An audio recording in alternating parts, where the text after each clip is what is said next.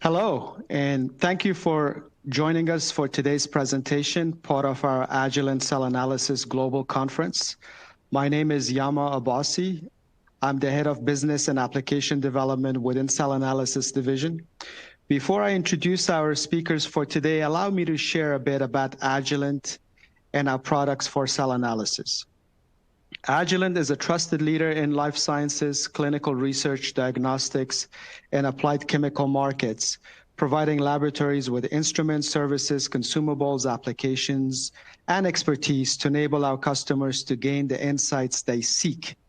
ACEA is one of the newest additions to Agilent Cell Analysis Division, which includes Seahorse, Luxcel, and also Biotech, which was recently acquired by Agilent. Agilent's rapidly growing cell analysis portfolio enables deeper, more reliable insight across a variety of cell analysis applications where investigators and drug developers seek to understand complex cellular environments and interactions, including cell fate, fitness, and function. Our comprehensive cell analysis tools are critically important in various investigative fields such as cancer, inflammation, immunology, immuno-oncology, and as you'll find out today, virology. In this session, we have the privilege of having two excellent speakers from LABEO in Caen, France.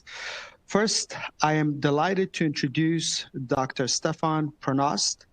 Dr. Pronost began his research career in 1990 at the University of Caen in France within the Laboratory of Biochemistry of Connective Tissue, developing molecular tools for cytokine expression studies in humans. He joined the Frank Duncombe Laboratory in France with the mission of building up an R&D service in 1995.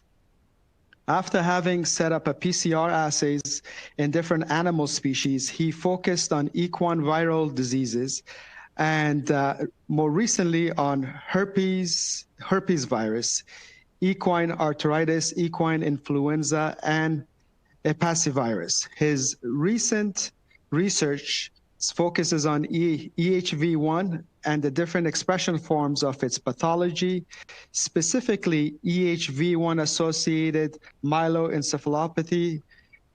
His team has developed different study models for equine herpes viruses, which have led recently to the isolation of new strains of EHV1 and the implementation of a screening protocol for antiviral molecules.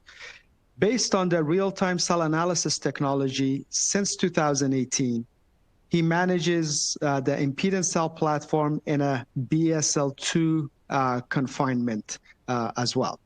Dr. Pronost gets involved in numerous training sessions in molecular biology since 1993 at the University of Caen and is furthermore an expert of the AFNOR group, which is the French Agency for Standardization for PCR methods in animal health. He has also been an auditor for the French Accreditation Committee, COFRAC, in molecular biology and animal health since 2014. Our second speaker is Côme Thieulent, who obtained his master's degree in science in 2016 from the University of Caen in Normandy. He worked for a year at the Frank Duncombe Laboratory as an engineer and started working with the real-time cell analysis technology since 2017, where Côme has been a doctoral student at the University of Caen, and he continues to work at the Frank Duncombe Laboratory. He's currently in the last year of his doctorate studies. He uses the Excelligence technology throughout his doctoral work to identify new antiviral compounds to fight equine herpes virus. As part of his training, Côme also went to Dr. Hans Neunuck Laboratory at the University of Ghent in Belgium in order to develop innovative cell models for the study of EHV1. He has enjoyed living in each of these great cities, getting to know people from diverse parts of the U.S. as well as all over the world.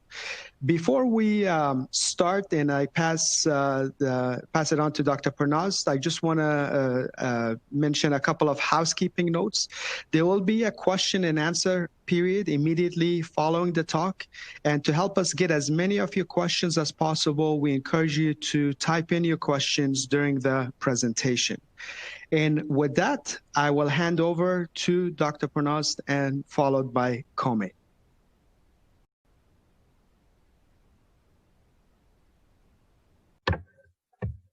Thank you, Yama, for the introduction. It's a real pleasure to see you again in 2020. Hello, everyone. And before starting the presentation, I would like to thank everyone involved in organizing this webinar, Aimé, Pascal, Yama, and their colleague from Agilent. Today's talk concerns the identification of antiviral compounds against equine herpesvirus-1 using real-time cellular assay screening. I will give you a brief introduction to our technological platform, which is an open platform for research program or services with industry. And then Gabrielle Sutton and Côme Thieulent, two doctoral students from the University of Caen, working in our laboratory, will present recent data to you obtained with this technology against EHV1, a virus responsible for significant economic losses for the equine industry. LABEO, our laboratory, is a laboratory involved in diagnosis and research in 3 different areas: animal health, with a specific focus on disease of the horse, food, and environment. We are located in France, and more precisely in Normandy, one of the most famous regions of horse breeders in the world. And we are not so far from Mont Saint-Michel. And we are working on a research platform called Normandy Equine Valley, dedicated to equine health. And the name of this real-time cell analysis facility is impedance cell, and all research involving pathogens, viruses, bacteria is carried out in this platform, which hosts level 2 and level 3 facilities. Impedance cells, our platform for measuring cell activity in real time, has the particularity of being located on 2 different sites in the city of Caen. The historic site is located in a cancer research institute at the François Baclès Center, and our colleagues had a very good grasp of the technology. But when we started the collaboration, we quickly identified a major problem. It was not possible for our colleagues to welcome us in their laboratory because we work with viruses. This is why we have decided to equip a second site dedicated to pathogens. And together on these 2 sites, with our panel of equipment, we now offer scientific collaboration and services, as well as teaching and training for students.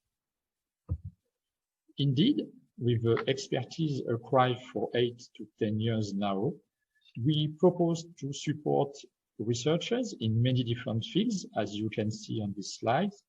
And even if our major developments are in the field of oncology and virology, we are started to work on bacteriology and a new immunological methodology with RTCA technology. But today, we will focus on virology, and now Gabrielle and Côme will start the scientific discussion with a presentation of the EHV1 virus and explain how this technology has helped us to find new compounds to fight against herpes virus in equine.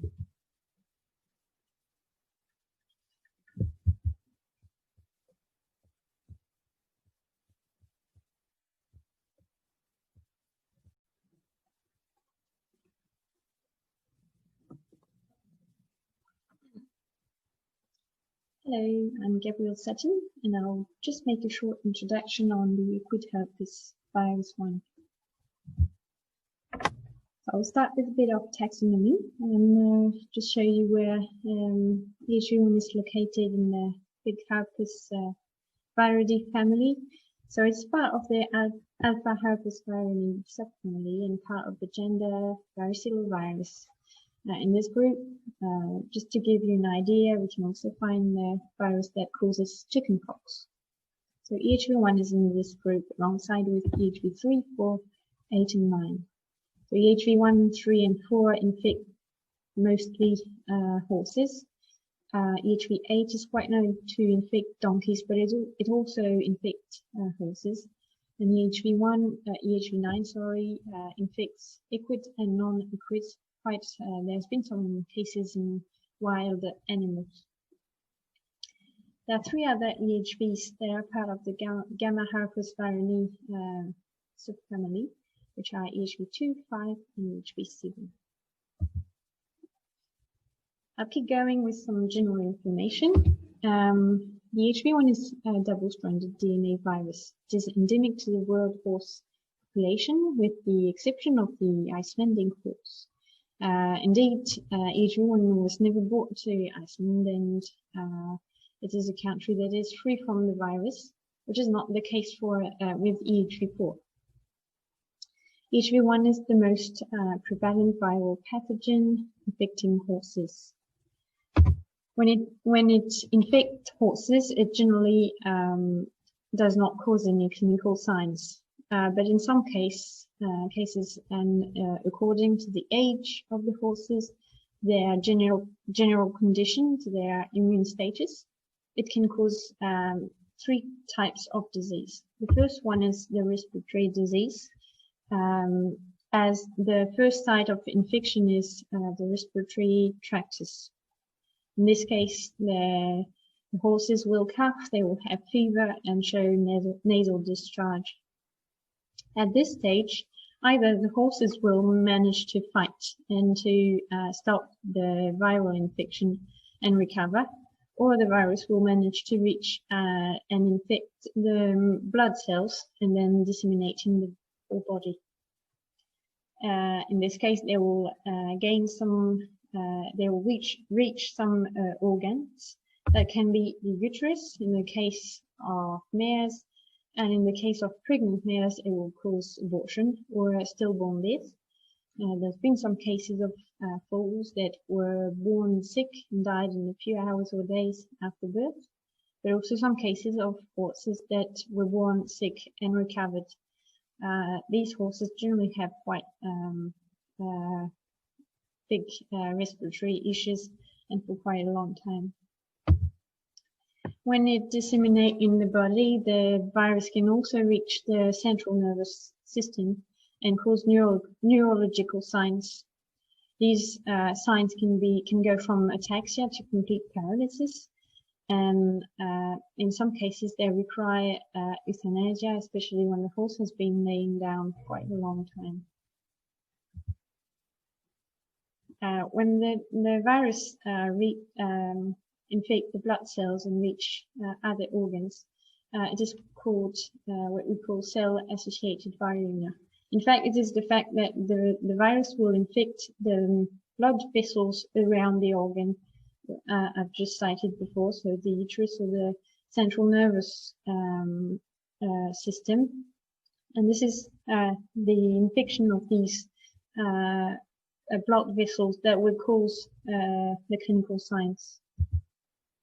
So what is the impact of the EHV1 on the equine world? So as we just saw, the clinical signs are quite important, especially in the case of abortion and in neurological disease.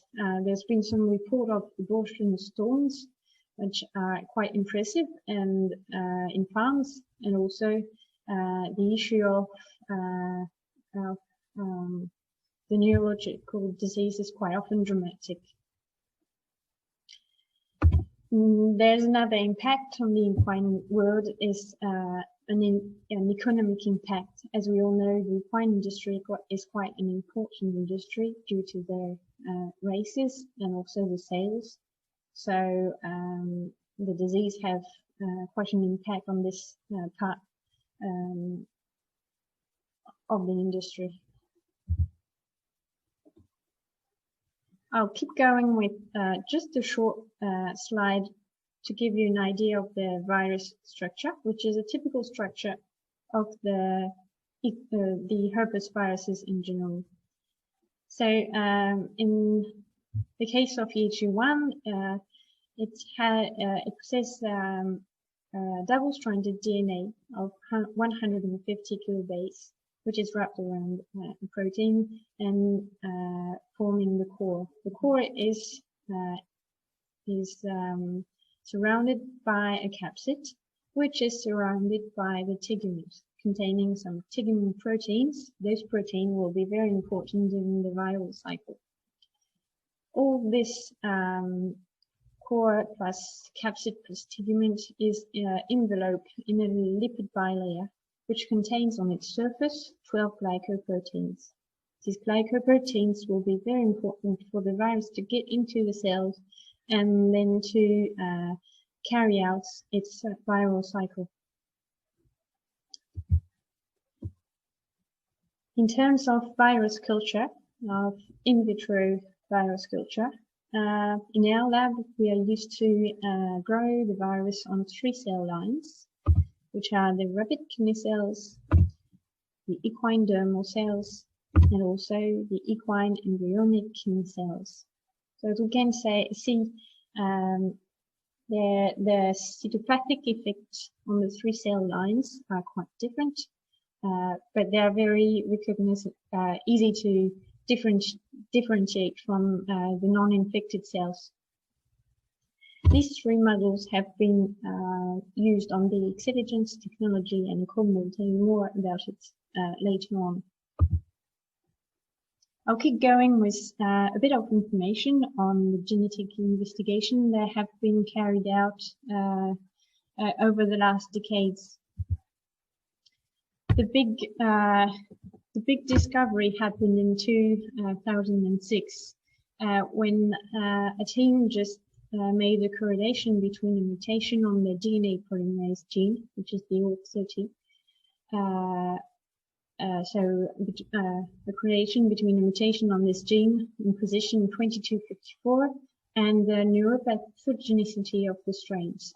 So what they discovered was that according to the data they managed to collect, most of the strains that were carrying a Granciclovir in position 2254 were associated with neurological clinical signs, while most of the strains that carried an adenine in this position were not associated with neurological signs. So from this work, strains were generally either neuropathogenic or non-neuropathogenic according to the genotype in position 2254. After this work, there's been some more work, so many teams try to collect data too and try to find this correlation. And what happened is that this correlation was not exclusive. It wasn't always that clear. Anyway, there's been a lot of concerns about this mutation. There's also been some phylogenic analysis based on specific genes, so mostly ORC30 and ORC68. And there's also been some phylogenic analysis that took into consideration bigger parts of the genome, so either multi-locus sequence typing, which consists in sequencing just bits of the genome, but in order to cover the genome, the complete genome, or whole genome sequencing. The MLST is a much faster and less expensive way of having an information that is quite close to whole genome sequencing. The reason I'm telling you about genetic investigation and more precisely about the mutation in position 2254 is that we isolated in 2018 in our lab a strain that we wanted to type for the mutation in position 2254, and it happened that we couldn't type it. This happens quite often, but in this case, we had multiple samples from the same outbreak, and none of them could be typed for either A or G. So we couldn't say if it was in the neuropathogenic or non-neuropathogenic type. This outbreak involved neurological clinical signs.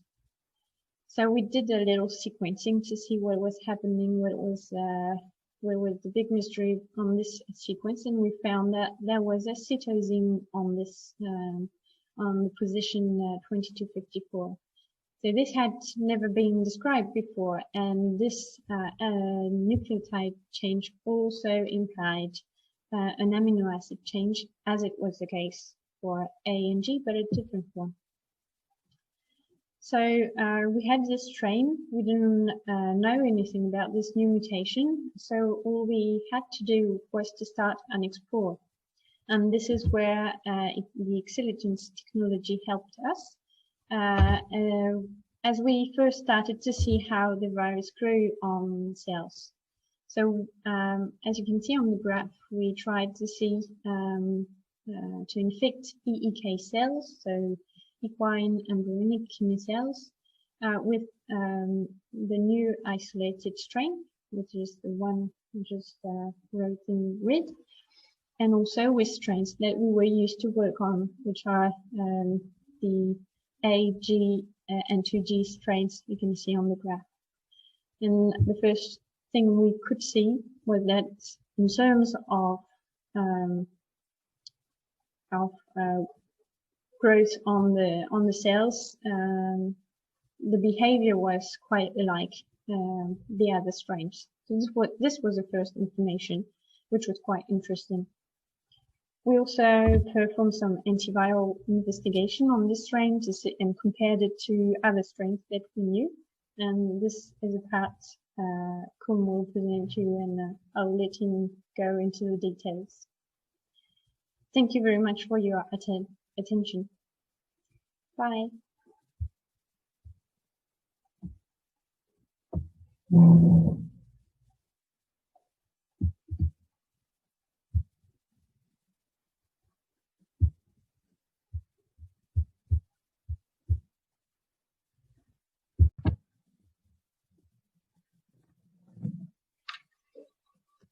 Okay. Good morning, everyone. I'm Côme Thieulent, and I'm PhD student at the University of Caen Normandy and at LABEO. And Stéphane Pronost is my supervisor. And today I'm going to present you my PhD work, and more specifically, why and how we use the Xylitons technology. I'm a virologist, and I work on equine herpesvirus-1, one of the 9 herpesviruses known to infect horses. To fight this virus, vaccines are available. They have a good efficacy to reduce the virus dissemination and respiratory disease. However, they are not fully effective against abortion, and they have no effect against nervous disease. In addition, the coverage remains insufficient. In view of this limitation, the veterinary practitioners have turned toward alternative treatment, and the use of antiviral therapy show a great interest. However, the therapeutic arsenal against equine herpesviruses is very limited, and no molecule have a marketing authorization in equine species despite a critical need. That is why it's important to develop new compounds or test available compounds with antiviral effect against equine herpesvirus-1. And our approach is to develop an effective tool for the screening of chemical compounds against equine herpesviruses. However, at the beginning of my thesis, we are faced to one problem. Indeed, at 48 hours post-infection, when we have a total cytopathic effect induced by HERG1 characterized by cell wounding and detachment on equine dermal cells, no cell viability loss was detected by triple blue stain and by ATP measurement. In addition, we have shown that cells do not activate apoptosis at this time, and this result was confirmed by 2 other studies. In view of the inefficiency of classical assay, we have considered the use of a more original technology based on impedance measurement. This technology is the X-agent system. And for this purpose, we are first monitoring in real time the EHG1 infectivity of equine dermal cells by impedance measurement on microscopy. As you can see on this slide, this graph represents the impedance measurement as a function of time. The red curve reflects the impedance of non-infected cells, and the pink curve the impedance of EHG1 infected cells. The decrease of the pink curve is correlated with cytopathogenic effect formation induced by EHG1, as you can see on this movie. And at 48 hours post-infection, when the cell index reaches a null value, we have a total cytopathic effect. As the X-agent system is not specific, we have measured the EHG1 copied genome number in the cell culture supernatant. And as you can see, EHG1 genome copy number increased significantly in line with virus-mediated cytopathic effect formation, and inversely with the cell index decreasing. This result confirms the ability of X-agent system for monitoring herpesvirus infection on equine dermal cells. Following this result, we have studied the capacity of this technology to monitor the effect of the two main antiviral compounds used against human herpesviruses, Granciclovir and Ganciclovir. And I present you the Granciclovir result on this slide. On this graph, we have a red and pink control, and the green shade curve reflects the impedance measurement of infected cells and treated with increased concentration of Granciclovir. And results show that high concentration of Granciclovir presents the cell index decrease induced by EHG1 infection, and lower concentration were less effective. These results were confirmed by viral load quantitation at 48 hours post-infection and by microscopy observation. These results show that X-agent system is effective to evaluate the antiviral effect of chemical compounds, and similar results were obtained with acyclovir training.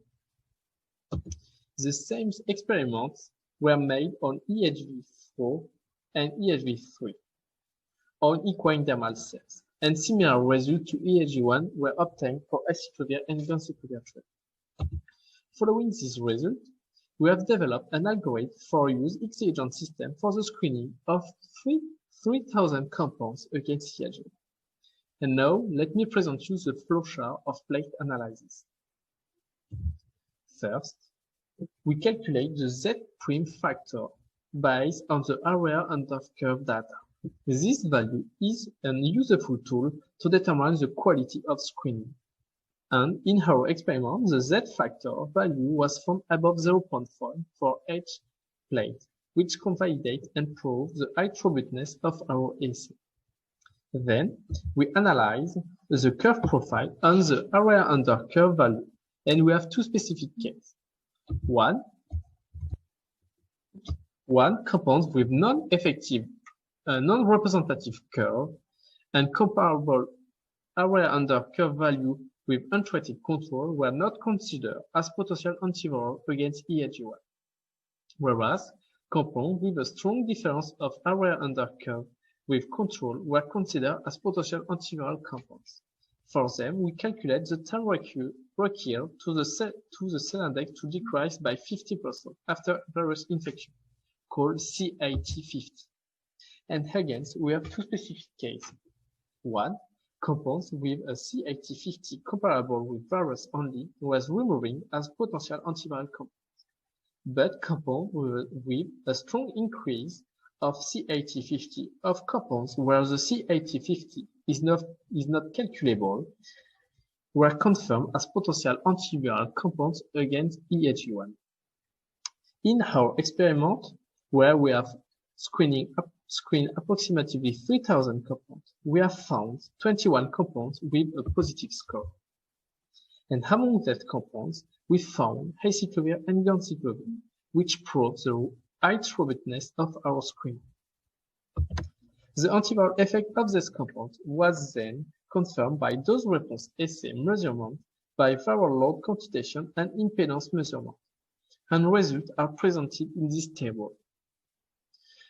The important point here is that we have compared the half maximal effective concentration of these compounds obtained by qPCR and RTCA, and we observe a good correlation between this value with a R-square of 0.84. And this result demonstrates the pertinence to use X-agent system for antiviral research. Among the 21 hits, 8 were selected because they can keep the half maximal effective concentration below 50 micromolar as a function of time and do not show any toxicity at 80 micromolar. The antiviral effect of this compound was then evaluated on 3 different cell models using X-agent system: the equine dermal cell, the equine embryonic lung cells, and the rabbit kidney cells. Among these compounds, Granciclovir did not show any antiviral effect on rabbit kidney cells and on equine embryonic kidney cells, and was removed of the list of selective compounds. Granciclovir was the least effective on the 3 cells models and was also removed of the list of the selective compounds. These compounds were also tested against 3 different strains of ERG1 using X-agent system, and no difference of susceptibility was observed between these strains. Actually, we have realized a combination study using X-agent system to find potential synergical effect in order to reduce the cost of the treatment and the potential toxicity of this compound. We have first realized a combination analysis based on the max synergy 2 calculation analysis system. For this, we have used the area under curve data, and the results are presented in this table. And among the 4 combinations tested here, only the combination of Ganciclovir plus decitabine was show a synergical effect characterized by the blue pike of in the figure 1, in the figure A. And all other combinations show additive effect. Then, the combination of Ganciclovir plus decitabine was then evaluated using isobologram analysis using the half maximal effective concentration obtained by X-agent system, and result was presented in the figure B. As shown on this figure, all points obtained were under the red additive line, which confirms the synergical effect of this combination. Finally, this combination was tested using the Shu-Talale method with qPCR data, and again, results show synergies. So we can say that this combination study demonstrated the good synergies between Ganciclovir and decitabine. Ganciclovir is a well-known antiviral compound against numerous herpesviruses, and this mode of action is well known. However, decitabine was never described effective against DNA virus before. So, we have begun to study the mode of action of this compound. To evaluate whether decitabine integration in target cell DNA provides protection from ERG1 infection, cells were treated overnight with decitabine before infection and or just after infection. And both results obtained by qPCR and RTCA show that decitabine pretreatment did not protect cells from CPA formation and virus replication. And only a post-infection treatment with decitabine was required to observe some significant inhibition of ERG1 replication. Secondly, as decitabine is known to induce cellular DNA hypomethylation, we have tested the effect of RG108, a well-known DNA methyltransferase inhibitor. And this compound did not show any antiviral effect at the concentration for which decitabine is effective. This suggests that antiviral effect of decitabine is not mediated by cellular DNA hypomethylation.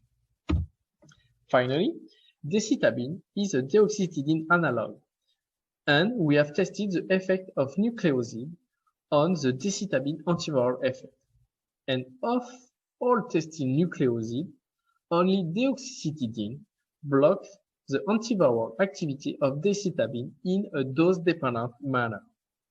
This result suggests that decitabine acts in competition with deoxytidine to be phosphorylated by deoxytidine kinase and is incorporated into cellular and viral DNA.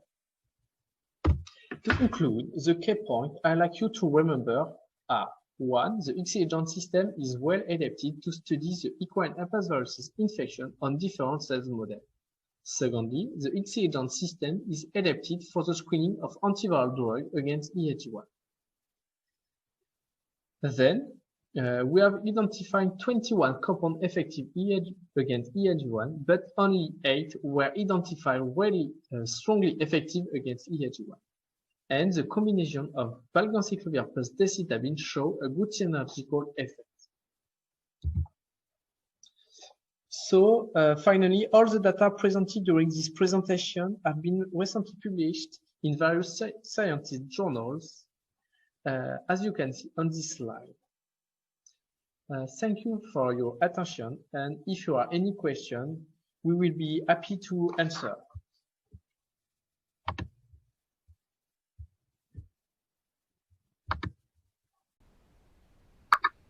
Okay, well, thank you very much. Thank you for that excellent presentation, Dr. Pronost, and also Côme and Gabrielle. Appreciate it. Thank you. So there's certainly some questions here that came up, and I would like to just take a moment and then ask those questions. Please feel free to answer those as you like. So one of the first questions that I received was whether if there is any neutralizing antibody development against equine herpes virus, if any of that kind of work is going on. Yes, there is the reference methodology that is used for diagnostic, and that titers neutralizing antibodies against EHV1. The only problem with this test is that there are some crossing antibodies with EHV4, so gives an idea of the titer, but there is this cross-reaction with the problem. And we are also working on neutralizing antibody development of a method that could be performed on the XE-agent technology, but this is still in progress, and we're not able to present it yet, as it still needs to be improved. Well, we certainly look forward to an update on that work at the appropriate time. Thank you. So one of the figures that really was striking was the fact that you showed that this equine herpes virus, it doesn't actually cause cytotoxicity per se, as in cell death, but because you couldn't detect it by caspase and also some viability dyes. But you were able to see it by exhalation system. So this is more of a massive morphological change. Is that correct? Yes, it's correct. We use this technology because this EHV1 causes a strong morphological change, and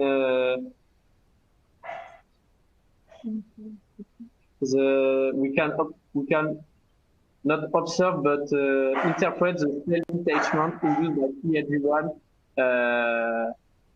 by EHV1 on our cells models. So yes, this technology is very useful for our couple of cells and viruses.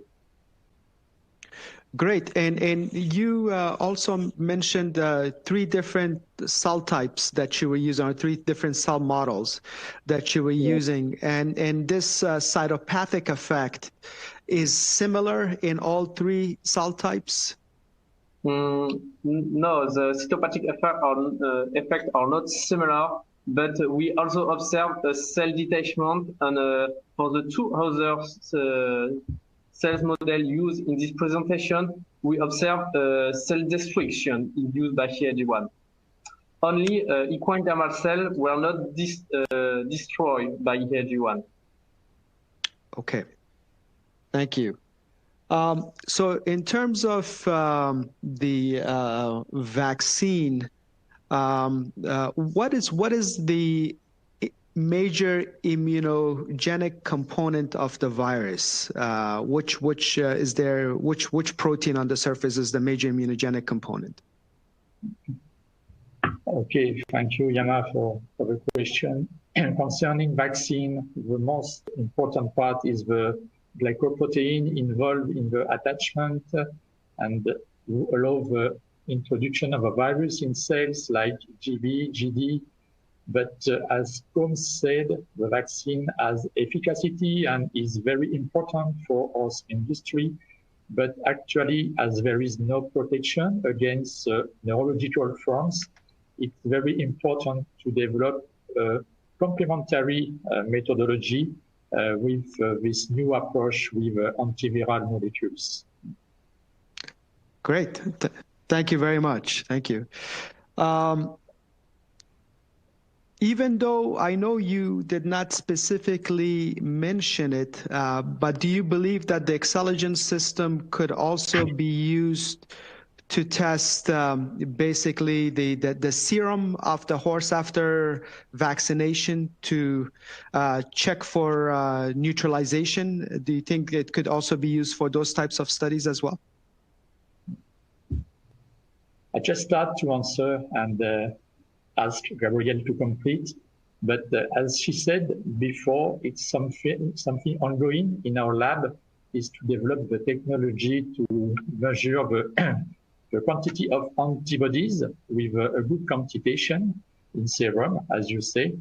And actually, we have some preliminary results, very interesting. But as you say, I think we need to have a new meeting to discuss. But if Gabrielle, you want to say more? Or? Yeah, the objective of the development is the same as for the classical method. Is just to be able, as you said, to see a change of fold of the antibody titer after a horse has been vaccinated or infected. Unfortunately, there will be no way to know if this change of titer is due to vaccination or infection. This is not virus neutralizing method is not well appropriate for this, but it will at least be a good way to know the immune status of the horse at a specific time. And if I can complete, I just want to mention that we have seroneutralization methods, we have the OIE methods, and also we have a complement fixation assay. But we are very interested to test this new approach with the intelligence system to obtain a good quantification of antibodies in the cell. So it's something very interesting. Fantastic. Thank you. Thank you very much. Thank you. So, Gabrielle, you showed some data about different genetic variants of the virus, and basically you could say that you were looking at viral fitness in some way in terms of cytopathic effect or infectivity, but you showed that there was not a major difference amongst the different genetic variants in terms of the infectivity. Is that correct? This was just a real first look, because we didn't go further and knowing what was happening exactly during the the viral cycle of the virus, but just at a first look, the virus that had this big change in the mutation that has been very discussed during the last decades concerning neuropathogenicity, this mutation did not prevent the virus from going into the exact same cells. As you can see, the cells responded exactly the same way in terms of timing on the exogens. So although we can't conclude anything on the strain's behavior in terms of mechanistic and everything, we can at least have a first look saying we know that it can get into the cells the same way as the other strains were before. It is the first step, I would say. Okay, great. Thank you. So let's get to there's some questions about the screening part here. So very nice, very exciting data about the screening. So 3,000 compound screening, and then managed to get some really nice hits. So first and foremost, are any of these compounds currently being evaluated in any trials as we speak?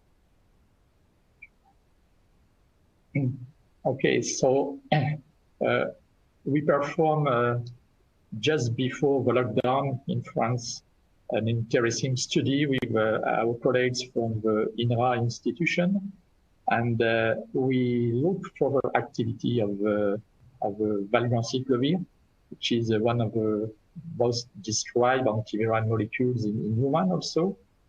And actually the results are not, we have the results, but the paper is in preparation. So I can just say that we have effects. We don't avoid the disease, but we have very interesting effects. And concerning the other molecules, it's only actually in vivo evaluation, and we are ongoing to see more. Very exciting. Yeah, we definitely look forward to seeing the results of this this study. Hopefully, sometime soon. So, Côme, I really liked your analysis methods in terms of looking at screening for these compounds. So you mentioned that you used area under the curve as a way to evaluate the activity of the compounds. I'm just curious whether you had also looked at other parameters to analyze the excelligence curves. For example, did you try any of the slope, looking at the slope, or maybe even looking at the cytopathic effect at a given time? And how did those analysis compare to area under the curve? Yes.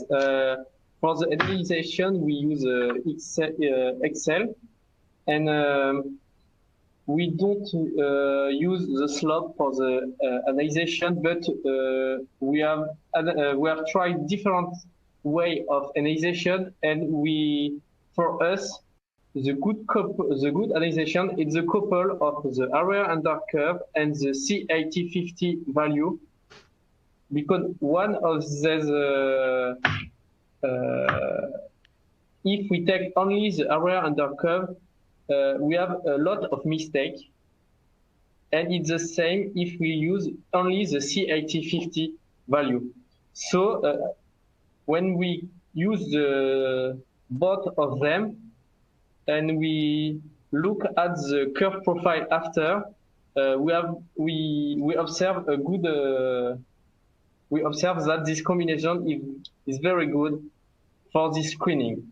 But we have used different parameters, but this parameter need to be adapted from the cells and the virus tested. Okay. Clear? Yes, yes, absolutely, absolutely. Thank you. Yeah, thank you for that. So you also mentioned some studies about basically looking at the mechanism of action of the compound, and then especially with the cytokine. And so just to be clear, was the cytokine one of the compounds that you identified through your actual screening method? Yes. Yes, okay. This is one of the compounds identified during our screening, and it's one of the compounds never described before against effective against DNA virus. I see. So this compound is very interesting. Okay, fantastic. So I'm assuming that there's going to be some follow-up work to hopefully some publication coming out that would describe this a bit further. Yeah, thank you. Okay, great. Okay, it seems that those are the extent of the questions that we have had. So this was a really exciting presentation. Thank you so much for sharing this with us and in our audience. It's clear that the Xceligent system, real-time cell analysis, you've definitely put it into good use for this novel way of basically coming up with antiviral compounds. You've used it basically for looking at viral fitness. You've used it for screening purposes. You are now also using it for neutralizing antibody characterization and then also mechanism of action. So many different ways that the technology can be utilized. Thank you. Okay. Thank you. Well, we appreciate your participation. Thank you very much, and we look forward to another presentation at a future date to get a follow-up in this exciting work. Thank you for all. Thank you. Thank you. Thank you. Appreciate it. Thank you very much. Bye.